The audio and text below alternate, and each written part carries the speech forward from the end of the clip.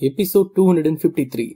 ஆதன் வந்துவிட்டதை பார்த்த அசோகனும் அதுல்யாவும் மிகவும் சந்தோஷமாக உணர்ந்தார்கள்.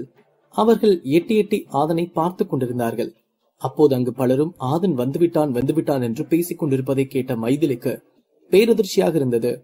இந்த ஆதன் ஒவ்வொரு வாட்டியும் செத்துட்டான் நினைச்சு சந்தோஷப்படும் போதெல்லாம் நேர்ல வந்து நின்றான் என்று நினைத்து முகத்தை சுளித்துக் கொண்டிருந்தாள். அப்போது அங்கிருந்த மக்கள், ஆதன் வந்துட்டான், அப்ப இந்த போட்டியும் களைகட்டதான் போது பாரு. என்னதான் அட்டோரியன் அண்ணன்னு பெரிய பெரிய மாவீரர்கள் இருந்தாலும் ஆதன் மாதிரி ஒருத்தன் வந்து எல்லாத்தையும் கதிகலங்க வச்சாதான் போட்டியே சூடு பிடிக்கும் என்று கூறினார்கள். அதை கேட்ட மைதிலி வரட்டு சிரிப்பு சிரித்துவிட்டு, இந்த ஆதம் பெரிய மாவீரனா இருக்கலாம், ஆனா இவன் அட்டோரியனுக்கெல்லாம் சமமான ஆள் இல்லைன்னு இன்னைக்கு எல்லாருக்கும் உணர்த்துவான் என் அட்டோரியன் என்று நினைத்தாள். அப்போது மறுபக்கம் சோமன் தணிகைநாதனை பார்த்து, ஏயா இப்ப நாங்க கிளம்பலாமா இல்ல இன்னும் உங்களுக்கு ஏதாவது கேள்வி கேட்கணுமா என்று கிண்டலாக கேட்டான். அப்போது ஆதன் தணிகைநாதனை பார்த்து, என்னையா நீங்க திரும்ப திரும்ப கேட்கறத பார்த்தா நான் சாகணும்னு நீங்க நினைச்சீங்க போல. அந்த மாதிரி எந்த ஒரு விஷயமும் அங்க நடக்கலைங்கயா, எனக்கு அப்படி நடக்கும்னு நீங்க ரொம்ப ஆசைப்படுறீங்க போல என்று கேட்டான். ஆதன் ராஜகுரு தணிகைநாதனை பார்த்து சற்றும் பயப்படவே இல்லை. காரணம், அவர் இங்கு நடுவராகத்தான் வந்திருக்கிறார் என்பது ஒரு பக்கம் இருந்தாலும் ஆதன் அந்த சைகன் வம்சத்து போட்டியில் வென்று வந்த பிறகு அவரின் வஞ்சகமான எண்ணத்தை புரிந்து கொண்டு விலகியே இருக்கிறான். அதை கேட்டதும் அங்கிருந்த மக்கள் அனைவரும் தணிகைநாதனை முகத்தை சுளித்து கொண்டு பார்த்து, இவ்வளவு பெரிய மனுஷன் ஒரு வீரனை பார்த்து இப்படி இல்லாம நினைப்பாரு, அவனே மரணத்துல இருந்து தப்பிச்சு வந்திருக்கான், அவனை இனிமே ஜாக்கிரதையா இருன்னு சொல்றதை விட்டுட்டு இப்படி முறைச்சிட்டு நடிக்கிறாரா என்று கூறினான். இது கேட்ட அவனது நண்பன், டே உனக்கு விஷயம் தெரியாதா, ஆதன் அந்த சைகன் வம்சத்து போட்டியில ஜெயிச்சதுல இருந்தே இந்த ஆளு இப்படிதான் ஆதன் சாங்கணும்னு நினைச்சிட்டு இருக்காரா, நான் சொல்லல, பல பேர் பேசிக்கிறாங்க. ஏன்னா அவங்க ஊர்லயே போய் அவங்க ஆளுங்களை ஆதன் ஜெயிச்சதுனால அவருக்கு இவன் மேல ஒரு காண்டு, அவ்வளவுதான் என்று கூறினான். இப்படி அங்கு ஆங்காங்கே பல மக்களும் தணிகைநாதனை பார்த்து அவர்களாகவே ஒன்று யூகித்து பேசிக் கொண்டிருந்தார்கள். அதை கேட்ட தணிகைநாதனுக்கு கோபம் வந்துவிட்டது. இருப்பினும் அவரது கோபத்தை அங்கிருந்த யாரிடமும் காட்ட முடியாத காரணத்தால் அவர் ஆதனை பார்த்து, வாய மூடாதன், நீ இந்த டிமானிக் பீஸ்ட் கையால இறந்துட்டேன்னு கேள்விப்பட்டேன், அதனால கேட்டேன், இல்லனா நான் எதுக்கு ஒண்ணு கேட்க போறேன் என்று கத்தினார். அதை கேட்ட சோமன் ஆதனை பார்த்து, போச்சு போ, நீ சும்மா இருந்தவரை சூடுபடுத்திட்ட, இனி இவர் நம்மளை இந்த போட்டியில விளையாட விட மாட்டேன்னு சொல்ல போறாரு என்று கூறினான்.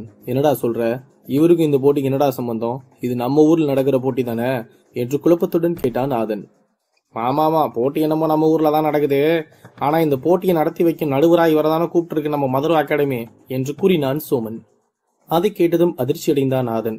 அப்போது தணிகைநாதன் மூவரையும் பார்த்து, நீங்க 3 பேரும் லேட்டா வந்ததால இந்த போட்டியில இருந்து வெளியே அனுப்புறேன். ஏன்னா நீங்க எல்லாரும் போட்டி 6 மணி நேரத்தையும் தாண்டி வந்துட்டீங்க. அதனால நீங்க போட்டியில பங்கெடுத்துக்க விருப்பம் இல்லைங்கிற பிரிவுல நீங்க எல்லாரும் இந்த போட்டியை விட்டு வெளியேற போறீங்க.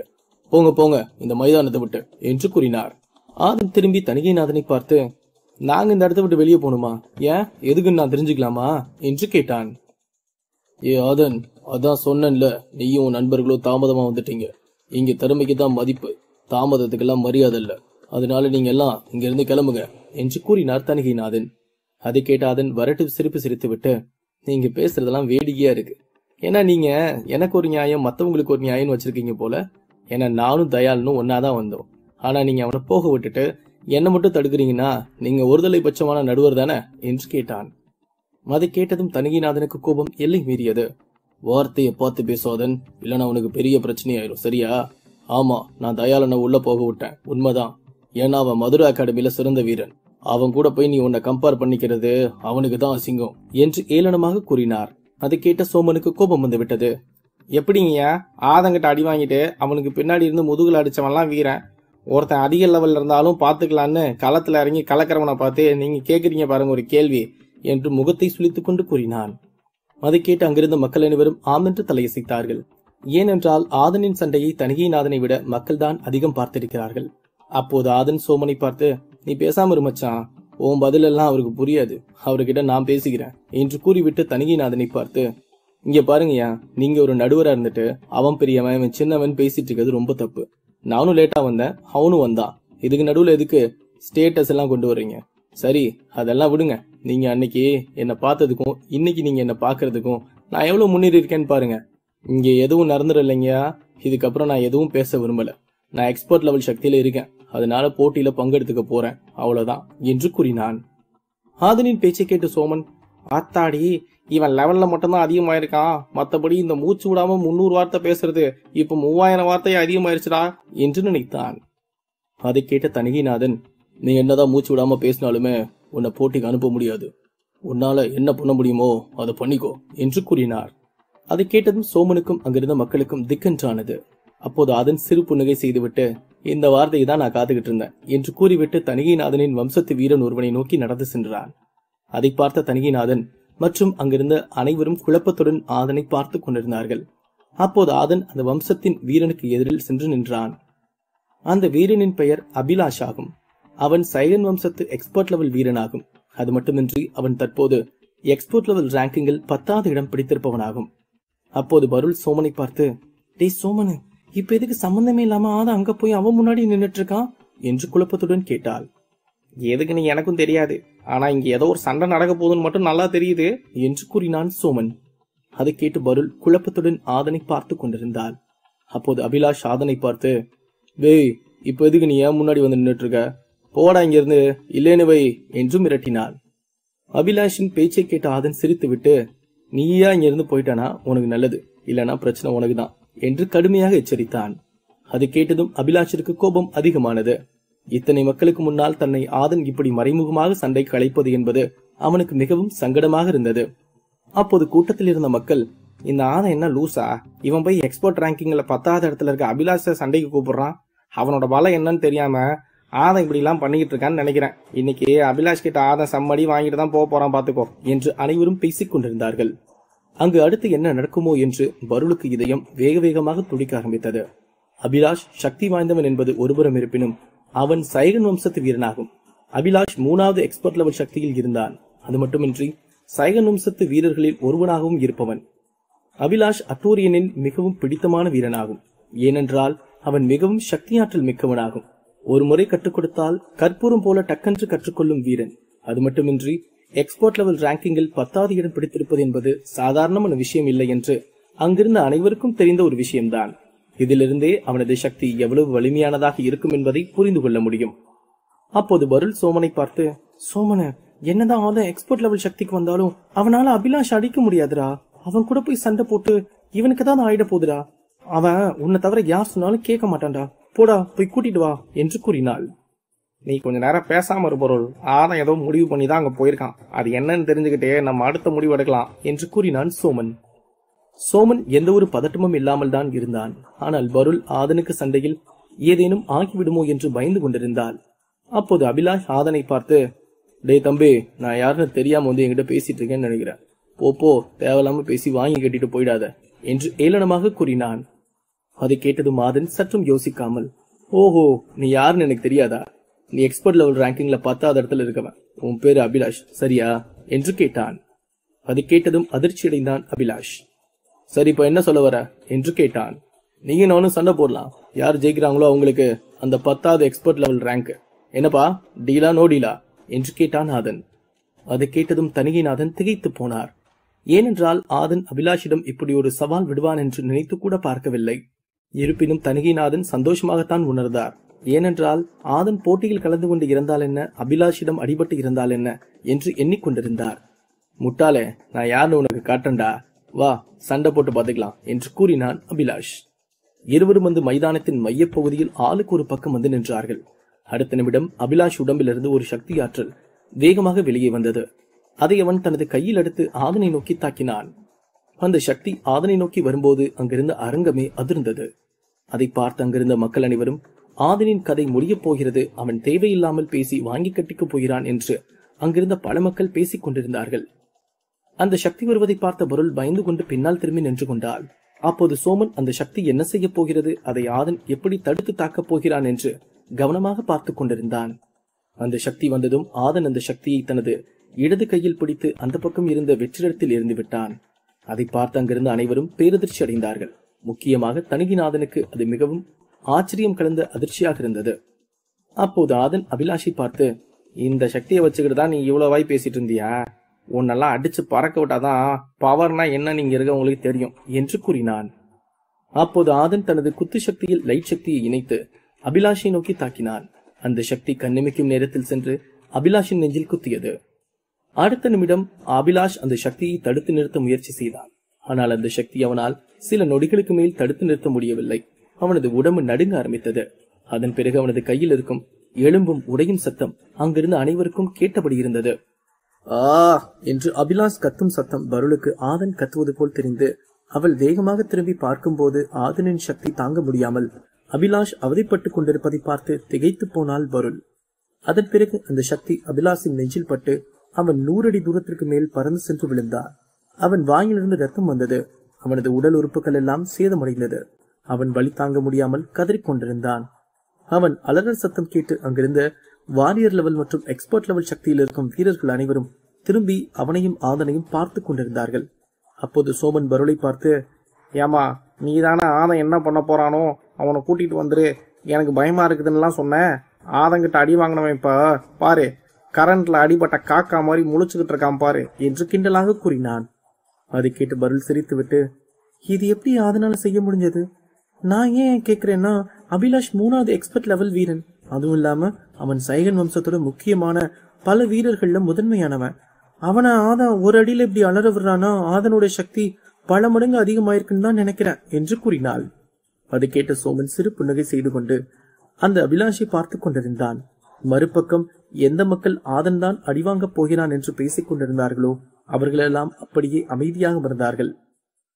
ஆதனை ரசிக்கும் மக்கள் மட்டும்தான் அங்கு சத்தம் போட்டு ஆதனின் வெற்றியை கொண்டாடி கொண்டிருந்தார்கள். அதை பார்க்கும்போது சோமனுக்கு மிகவும் சந்தோஷமாக இருந்தது. ஆதன் அடுத்து என்ன செய்ய போகிறான்? ஆதனை அந்த போட்டிக்கு அனுமதிப்பாரா தணிகைநாதன்? அடுத்தடுத்து கதைக்களத்தில் காத்திருக்கும் விறுவிறுப்பான நிகழ்வுகள் என்ன? எபிசோட் 254.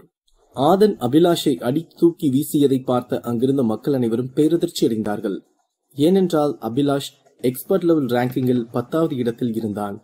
அவனை ஆதன் ஒரே அடியில் அடித்து பறக்க விட்டதைத்தான் அங்கிருந்த யாராலும் நம்பவே முடியவில்லை. ஆதன் திரும்பி தணிகைநாதனை பார்த்து, என்னையா உங்க ஆளுங்களுக்கு இவ்வளவுதான் சக்தியா? 2 மாசத்துக்கு முன்னாடிதான் உங்க சைகன் வம்சம் நடத்தின சண்டை போட்டியில ஜெயிச்சப்பவும் உங்க ஆளுங்க இப்படி வீக்கா தான் இருந்தாங்க. இப்பவும் அப்படிதான் இருக்காங்க. நீங்க இவங்களுக்கு எல்லாம் பயிற்சி கொடுக்குறீங்களா, இல்ல கொடுக்குற மாதிரி அப்படி இப்படின்னு சைகை மட்டும் காட்டிட்டு போயிட்டு வான்னு அனுப்பி விட்டுறீங்களா என்று கிண்டலாக கேட்டான். அதை கேட்டதும் தணிகைநாதன் கன்னத்தில் அறை விழுந்தது போல உணர்ந்தார். அவருக்கு மட்டுமின்றி அங்கிருந்து சைகன் வம்சத்து வீரர்களுக்கும் கன்னத்தில் அறை விழுந்தது போல இருந்தது. அவர்கள் அனைவரும் ஆதனை கொலைவெறியோடு பார்த்து கொண்டிருந்தார்கள். அப்போது ஆதன் தணிகைநாதனை பார்த்து, நீங்க பேசாம இருக்கலாம், ஏன்னா நீங்க நடுவர். ஆனா நான் போகணும், எனக்கு வேலை இருக்கு. எப்படிடா போவான்னு நீங்க என்ன கேட்க முடியாது. ஏன்னா நான் இப்ப அபிலாஷ் அடிச்சு ஜெயிச்சதால எக்ஸ்போர்ட் லெவல் ரேங்கிங்ல 10வது இடத்துல இருக்கேன். அப்போ நான் தாராளமா உள்ள போலாம்ல என்று கூறினான். அதை கேட்ட தணிகைநாதன் ஏதும் பேசாமல் அமைதியாக இருந்தார். அப்போது ஆதனும் அவரை கண்டுகொள்ளாமல் பருளை அழைத்துக் கொண்டு எக்ஸ்போர்ட் சண்டை போடும் இடத்திற்கு சென்றான். மறுபக்கம் சோமன் அங்கிருந்த வாரியர் லெவல் பிரிவில் சென்று போட்டியில் கலந்து கொண்டான். அங்கிருந்த மக்கள் அனைவரும் ஆதனை வியப்பாக பார்த்து கொண்டிருந்தார்கள். ஏனென்றால் தணிகைநாதன் எவ்வளவு பெரிய மனிதர் என்று அங்கிருந்த அனைவரும் அறிந்ததே. அப்படி இருக்கும்போது ஆதன் அவரது வீரனை அவரது கண்முன்னரே அடிச்சு பறக்க விட்டு விட்டான்.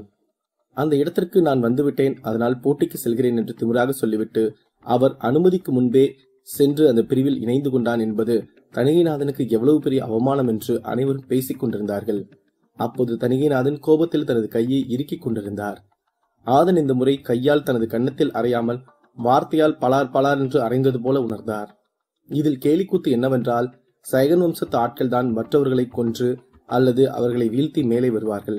ஆனால் இன்று சைகன் வம்சத்து வீரனை ஆதன் துருப்புச்சீட்டாக பயன்படுத்திக் கொண்டு அங்கிருந்து போட்டிக்கு சென்றதுதான் அனைவருக்கும் வியப்பாக இருந்தது.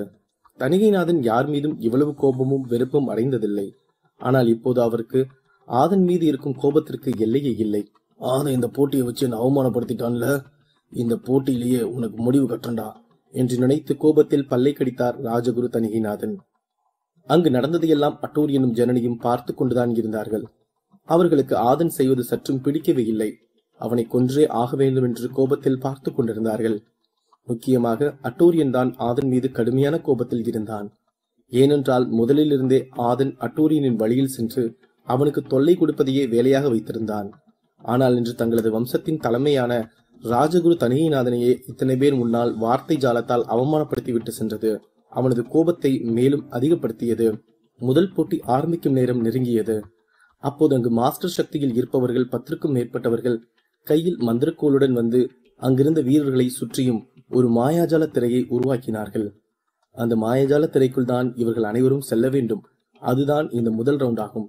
அதற்குள் சென்றால்தான் அங்கு என்ன இருக்கிறது என்று அனைவருக்கும் தெரிய வரும்.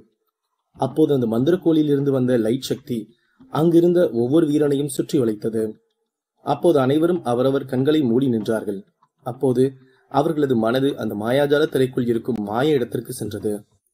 வாரியர் லெவல் சக்தியில் இருக்கும் வீரர்கள் ஒருபுறம் மற்றும் எக்ஸ்போர்ட் லெவல் சக்தியில் இருக்கும் வீரர்கள் மறுபுறம் என்று 2 வெவ்வேறு பக்கம் அவர்களை அனுப்பி வைக்கப்பட்டது. அப்போது அனைவருக்கும் ஒரு பொதுவான அறிவிப்பு வந்தது.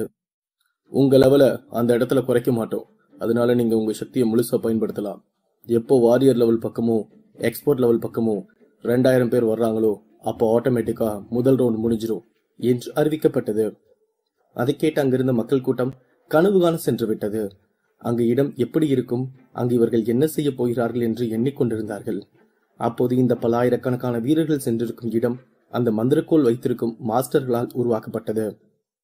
இந்த போட்டிக்காக அவர்கள் பிரத்யேகமாக உருவாக்கப்பட்டதுதான் இந்த இடமாகும். நல்ல இடம், பல மாயாஜாலம் நிறைந்த இடமாகும். அதனால்தான் அது மந்திர மாயாஜாலம் நிறைந்த இடமாக இருந்தது. ஆதன் ஒரு பக்கம் இறக்கிவிடப்பட்டான்.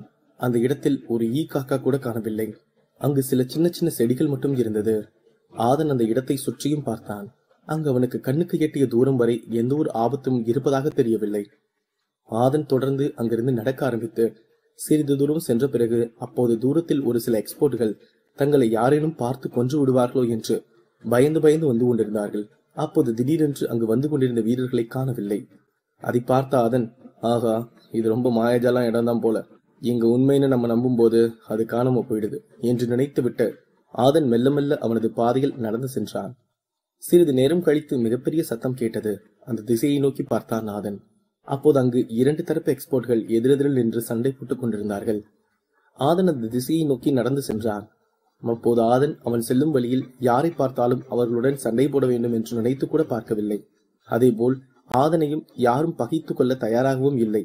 ஏனென்றால் ஆதனின் சக்தி ஆற்றல் என்னவென்று அபிலாஷிற்கு அடி விழுந்த போதே அனைவரும் தெரிந்து கொண்டார்கள். ஆதன் நடந்து செல்லும் வழியெல்லாம் ஆங்காங்கே சண்டைகள் நடந்து கொண்டுதான் இருந்தது. அங்கு பலரும் கொல்லப்பட்டு போட்டியிலிருந்து வெளியேற்றப்பட்டு கொண்டுதான் இருந்தார்கள். அந்த மாய இடத்தில் இறந்து போன வீரர்கள் அந்த மதுரா அகாடமி மைதானத்தில் கண் விழித்ததும் உடம்பெல்லாம் வேர்த்து ஊற்றியவாறு அமர்ந்தார்கள். அந்த அளவிற்கு அந்த இடம் மிகவும் சக்தி வாய்ந்த எக்ஸ்பர்ட்களால் நிரப்பப்பட்டிருந்தது. மேலும் அங்கு பல சக்தி வாய்ந்த எக்ஸ்பர்ட்களும் கொல்லப்பட்டு போட்டியிலிருந்து வெளியே அனுப்பப்பட்டுக் கொண்டுதான் இருந்தார்கள். அது மாய உலகம். இருப்பினும் அங்கு கொல்லப்படுவது என்பது மிகவும் உண்மையானதை போல் இருக்கும். அதனால்தான் பலரும் பயத்துடன் கண்களை விழித்துக் கொண்டு பயத்தில் வேற்று ஊற்றிக் கொண்டிருந்தார்கள். மாய இடத்தில் சக்தி வாய்ந்தவர்கள் நேரத்தை தாமதிக்காமல் அங்கிருக்கும் எக்ஸ்போர்ட்களை வேட்டையாடி கொன்று கொண்டுதான் இருந்தார்கள். அதில் ஜனனியும் ஒருவராகும். ஏனென்றால் அவள் எக்ஸ்பர்ட் லெவல் ரேங்கிங்கில் 4வது இடத்தில் இருப்பவளாகும். அவளது சக்திக்கு முன்பு எதிரில் வந்த அனைவரும் 2-3 அட்டாக்கில் இறந்து விட்டார்கள். இப்படி ஒரு பக்கம் ஜனனி கண்களில் பார்ப்பவர்களை எல்லாம் குன்று குவித்துக் கொண்டிருக்க, மறுபக்கம் நன்னன் மற்றும் லோகேஷ் இருவரும் அந்த மாயஜால இடத்திற்குள் சென்றதற்கு பிறகு அவர்கள் ஒரு அடி கூட எங்கும் எடுத்து வைக்கவே இல்லை.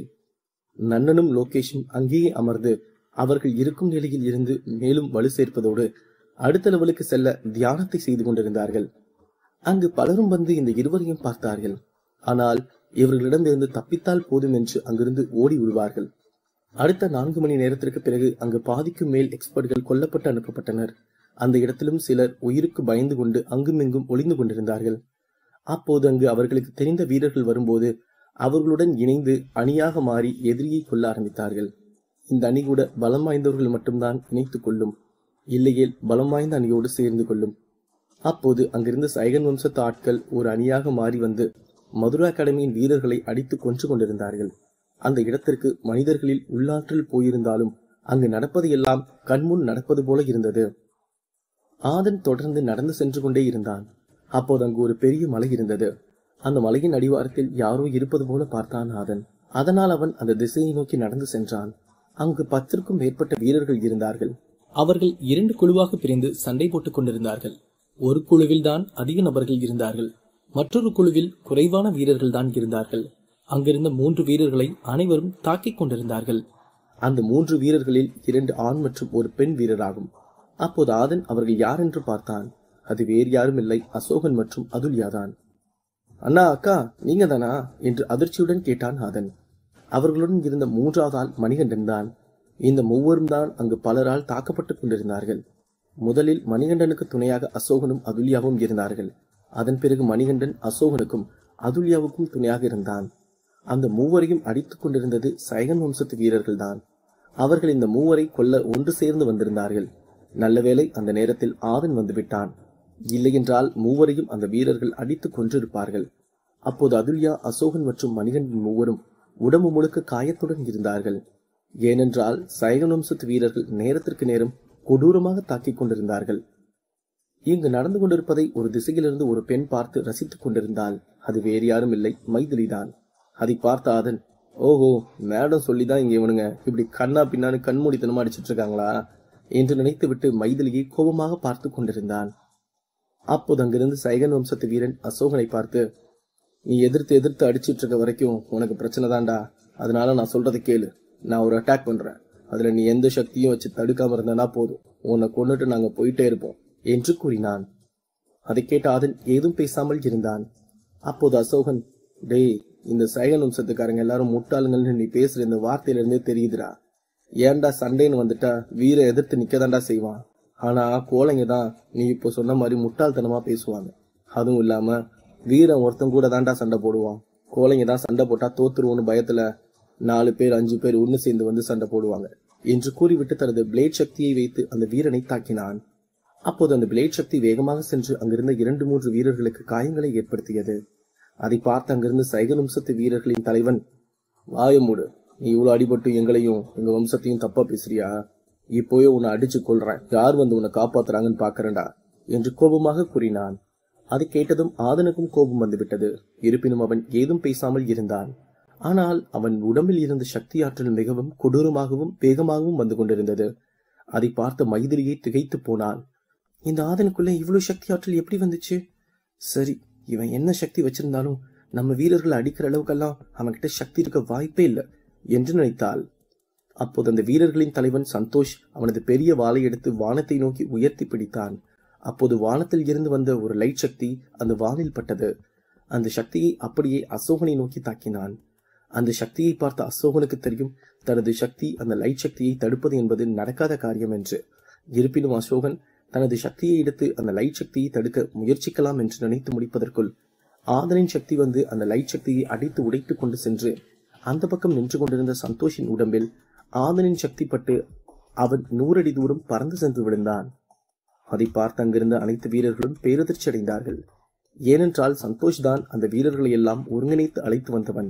அவனது ஆணைக்கு இணங்கிதான் அந்த வீரர்கள் அவனுடன் வந்தார்கள். அதை பார்த்த மைதிலி அவர்களுக்கு மதுரா அகாடமி வீரர்களை தாக்கி காயப்படுத்த உத்தரவிட்டாள். இப்போது அங்கிருந்த மைதிலியும் அதிர்ச்சி அடைந்தாள். அவளால் அங்கு நடந்ததை நம்பவே முடியவில்லை. அவள் பேரதிர்ச்சியுடன் அங்கு நடப்பதை பார்த்து கொண்டிருந்தாள். மைதிலி திரும்பி சந்தோஷை பார்த்தாள். அவன் உடம்பு மட்டுமல்ல, அவனது உள்ளுறுப்புகள் கூட மிகவும் காயமடைந்திருந்தது. அப்போது அங்கு நடந்ததை பார்த்த அசோகனும் அதுல்யாவும் மிகவும் சந்தோஷமாக உணர்ந்தார்கள். மறுபக்கம் இருந்து வந்த மணிகண்டன், சரியான அடி ஆதன், அதுவும் சரியான நேரத்துல வந்த, இல்லனா நாங்க இத்தனை பேர்கிட்ட அடி வாங்கி இறந்து போயிருப்போம். ரொம்ப ரொம்ப நன்றி ஆதன் என்று கூறினான். ஆதன் மணிகண்டனை பார்த்து சிறு புன்னகை செய்துவிட்டு, இதுன்னு முடியல மணி, நீங்க 3 பேரும் போய் ஓரமா உட்காருங்க, நம்ம சண்டை முடிஞ்சதுக்கு அப்புறமா பேசிக்கலாம் என்று கூறினான்.